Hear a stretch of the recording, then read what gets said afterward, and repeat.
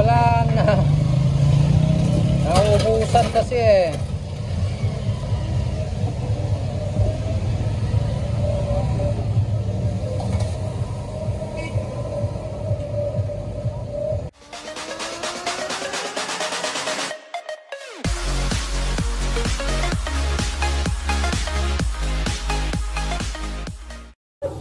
Hello kapakit!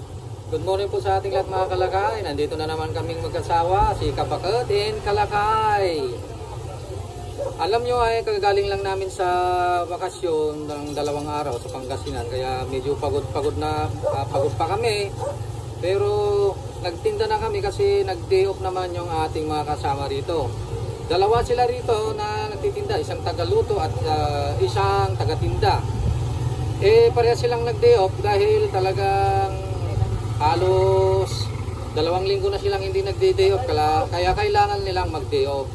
Kaya kami ngayon ang nagtinda mga kalakay. Ngayon, ang video ito ay sana makatulong po sa inyo dahil alam nyo, karaniwan na sinasabi ng mga kasama natin na nagtitinda ng KFC o Kanto Fried Chicken.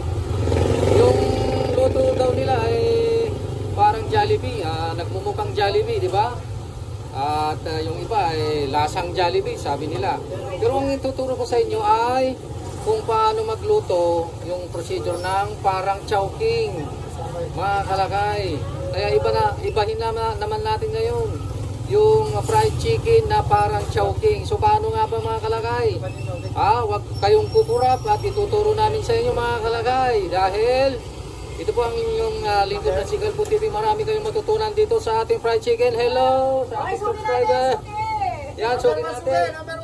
Ayan, si Long Hair. Ayan, shout out.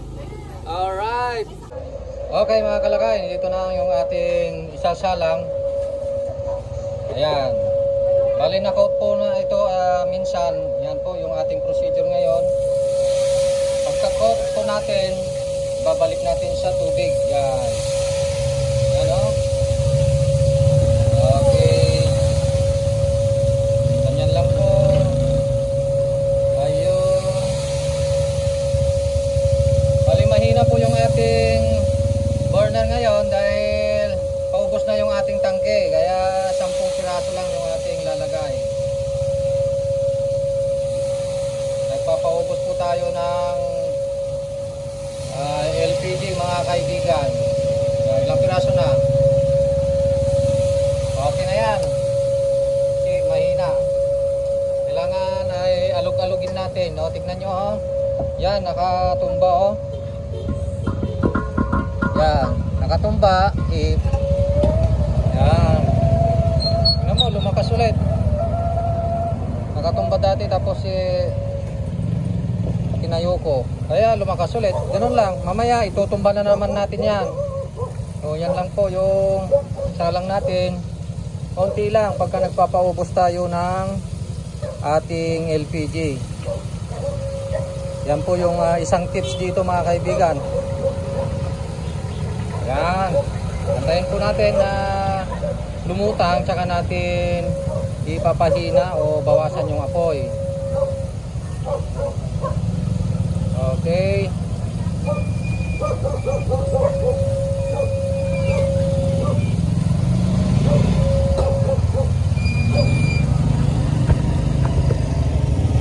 Alright, dito tayo sa loob. Kasi mainit dun sa labas. Ito, susunod natin ito pagkaluto nun. Para maisagad natin yung tangki natin. Kasi kung hindi maisagad, di sayang naman. Ayan na si Mr. Longhero. Nandun yung anak niya. Hindi kakain daw yung pagka hindi bumibili ng fried chicken yung daddy niya.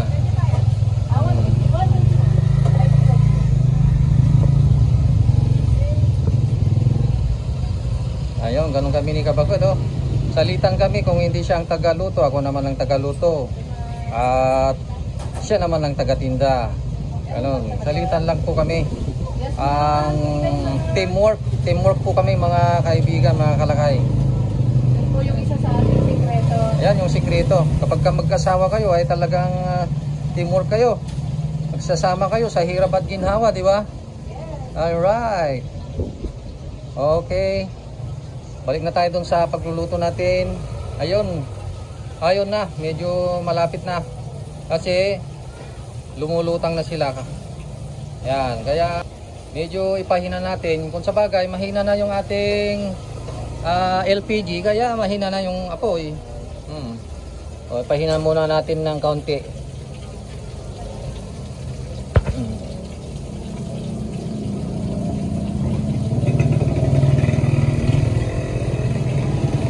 Okay.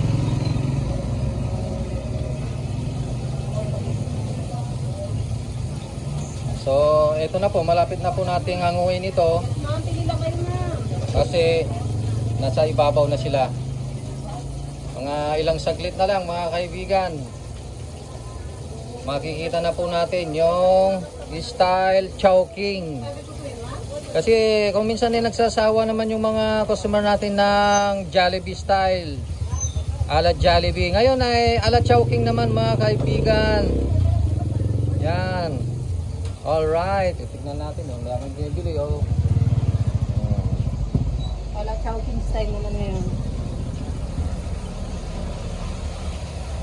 Madali lang siya maluto pag sa ganito. Mas madaling maluto. Yun ang advantage niya. Mas malinis yung mantika niya. Kasi walang nalalaglag na mga ganito. Oo. Kasi kapag basa siya, walang malalaglag na ganito. Oh, mas Kaya madaling, mas malinis yung mantika mas malinis. Kasi parang nahuhugasan yung breathing parang ganito na lang yung ano niya. Konti na lang. Oh. Ang dami mo nang naluto pero konti pa lang. Oh. Konti lang. Matipid siya sa may sa arena. Matipid siya. Alright. Breathing mix. Yan ang advantage. Mas madaling matluto talaga, no? Hindi inaabot ng 10 minutes ito. Siguro mga 7 to 8 minutes lang. Halos luto na mga kaibigan. Ang inaantay na lang natin ay yung legs. Yan, no? Karaniwan na nahuhuling naluto yung legs. Mayroong tayong 3 legs dito. Medyo nakatango pa siya. Pero yung mga kasama niya ay halos luto na. Ilang piraso lang ba to? Ay, 8 lang nailagay. Kasi yung sama, ano kasi. Sa bagay, nagpapaubos tayo ng LPG mga kaibigan. Huwag nating overcrowded. Kung yung normal nating pagluluto ay umaabot ng 20 to 30 pieces. At dito, pagka peak hours ay umaabot ng 40 pieces. Pero kailangan malakas na yung burner natin. Kailangan malaki na yung puno na yung ating LPG pagka ganoon. Mamaya pa naman yung peak hours mga kaibigan. Kaya ipaubos muna natin itong ating tangke. Ayan o, tutumba na naman natin. Yan. Okay. Hanggang sa masagat na yan mamaya. Ayan, nakakup na naman si Kapakot ng susunod na salang o. Mamaya, at bago niya isalang yan ay ididip muna niya sa tubig gaya ng ginawa natin kanina. Alright? Ayan, luto na yung ibang parts mga kaibigan, mga kalakay. Kaya hanguin na natin, maiiwan yung legs as usual.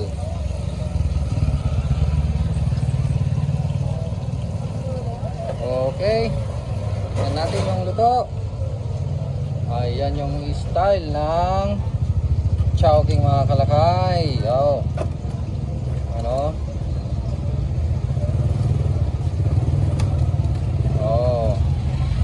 Yan yung style chowking. Crispy din naman. Ano?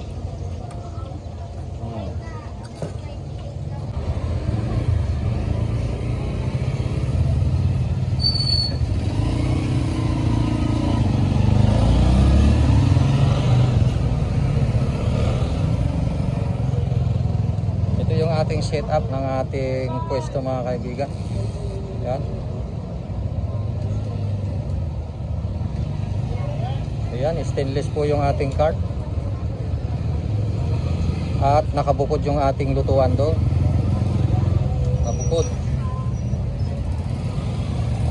Ayan na po yung ating legs. Alright. Ayan na yung legs natin mga kaibigan. Mga kalakay.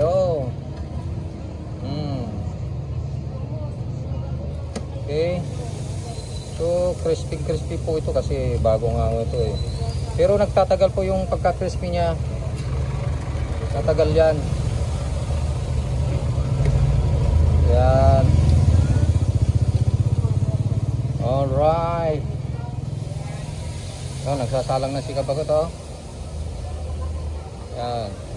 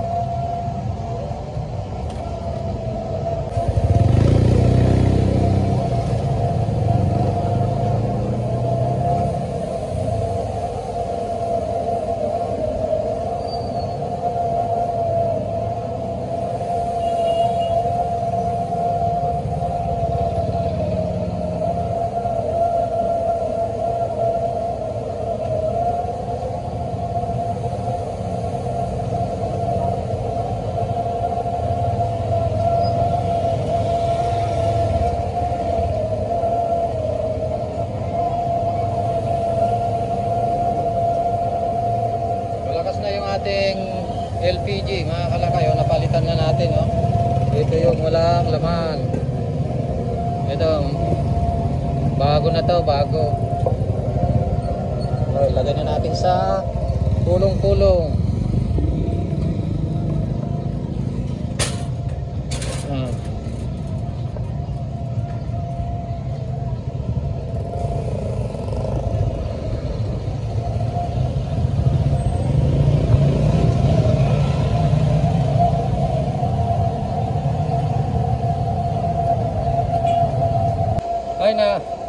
Ay nako, nakahinga din. Oh, wala nang natira. Walang natira. Pagka nagsabay-sabay yung mga customer, nako. Kahit yung mga niluluto natin ay gustong kuhanin pa kahit hindi pa luto. Ito bagong salang ito mga kalakayo. Sinabay mo na yung chicken skin. Tignan mo. Pati chicken skin ay sinabay na sa chicken parts para baka mabilis yung pagluto natin. Pero be sure na malakas yung apoy. Yan oh, malakas. Malakas yung apoy. Ano? Ayan mga kalakay. Maraming salamat po sa inyong panonood. Yan po yung ating vlog ngayon. Sana ay nakakuha kayo, nakapulot kayo ng idea. Lalong-lalo na sa ating pagluto ng fried chicken na hindi lang ala Jollibee yung ating alam na lutuin, pwede rin na ala Chowking, gaya yung inyong nakita po, pwede nyong gayahin at subukan mga kalakay. Ayan, hanggang sa muli. Ayan, si Kabagot, parang may hangover pa sa biyahe, hilong-hilo pa sa biyahe. Alright, dahil yung susunod na biyahe natin ay sa Baguio, mga kalakay. Baguio, alright? Bye-bye! Mga kalakay, available na po sa Shopee ang ating Calpos merchandise. Available na po ang marinated mix at ang ating breading mix.